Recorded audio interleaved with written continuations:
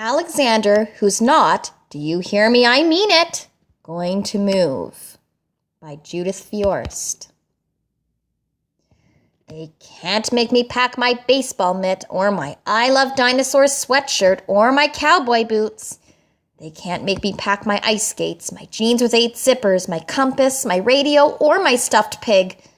My dad is packing. My mom is packing.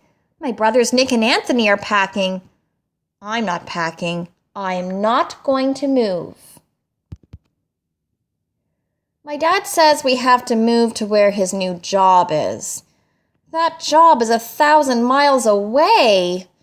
My mom says we have to move to where our new house is. That house is 1,000 miles away. Right next door to the new house, there's a boy who is Anthony's age. Down the street, there's a boy the same age as Nick. There's no one next door down the street or maybe for 1,000 miles who is my age. I'm not, do you hear me? I mean it, going to move. I'll never have a best friend like Paul again. I'll never have a great sitter like Rachel again. I'll never have my soccer team or my carpool again. I'll never have kids who know me except my brothers, and sometimes they don't want to know me. I'm not packing. I'm not going to move. Nick says I'm a fool and should get a brain transplant. Anthony says I'm being immature. My mom and my dad say that after a while, I'll get used to living 1,000 miles from everything. Never. Not ever. No way. N-O. I maybe could stay here and live with the Baldwins. They've got a dog. I always wanted a dog. I maybe could stay here and live with the Rooneys. They've got 6 girls. They always wanted one boy. I maybe could stay here and live with Mr. and Mrs. Orberdorfer. They always give great treats on Halloween. I maybe could stay here and live by myself in maybe a treehouse, or maybe a tent, or maybe a cave.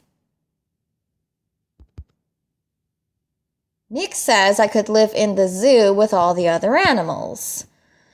Anthony says I'm being immature. My dad says I should take a last look at all my special places. I'm taking a look, but it won't be my last. I looked at the Rooneys' roof, which I once climbed out on, but then I couldn't climb back in until the fire department came and helped me. I looked at Pearson's drugstore, where they once said my mom had to pay them $80 when I threw a ball in the air that I almost caught.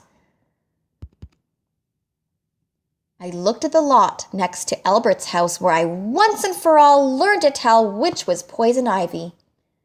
I looked at my school, where even Mrs. Knoop, the teacher I once spilled the goldfish bowl on, said she'd miss me. I looked at my special places where a lot of different things happened. Not just different bad, but different good.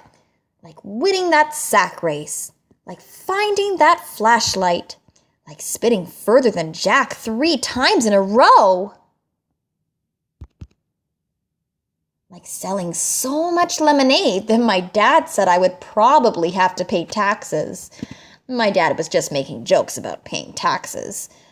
I wish he was just making jokes about having to move. I'm not, do you hear me? I mean it, going to move. Nick says I am acting like a puke face. Anthony says I'm being immature. My mom says to say a last goodbye to all my special people. I'm saying goodbye, but it won't be my last.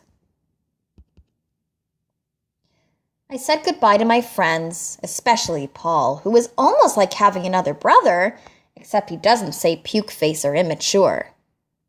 I said goodbye to my neighbors, especially Swoozie, who is almost like having a dog, except she's the Baldwin's dog instead of mine.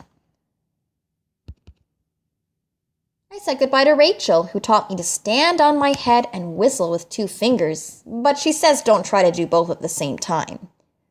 I said goodbye to Seymour the cleaners, who, even if it's gum wrappers or an old tooth, always saves me the stuff I leave in my pockets.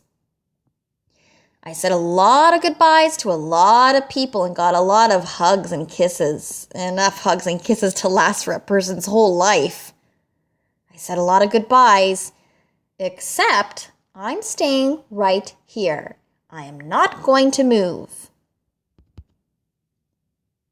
When the movers come to put my bedroom furniture on their truck, maybe I'll barricade my bedroom door. When my dad wants to tie my bicycle to the roof rack on top of the station wagon, maybe I'll lock up my bike and bury the key. When my mom says, "Finish packing up, it's time for us to get going," maybe she'll look around and she won't see me. I know places to hide where they'd never find me. Like behind the racks of clothes at Seymour the Cleaners. Like underneath the piano in Eddie's basement. Like inside the pickle barrel at Friendly's Market. Or maybe I could hide in the weeds in the lot next to Albert's house now that I know how to tell which is poison ivy. I'd rather have poison ivy than have to move. My dad says it might take a while, but I'll find a new soccer team. He says it might take a while, but I'll find boys my age. He also says that sometimes when a person moves away, his father might need to let him get a dog to be his friend till he makes some people friends. I think that Swoozy too would be a good name. My mom says it might take a while, but we'll find a great sitter. She says it might take a while, but we'll find a cleaners who even saves gum wrappers and old teeth. She also says that sometimes when a person moves away, his mother might let him call his best friend long distance. I already know the telephone number by heart. Paul gave me a baseball cap. Rachel gave me a backpack that glows in the dark. Mr. and Mrs. Oberdorfer gave us treats to eat for 1,000 miles.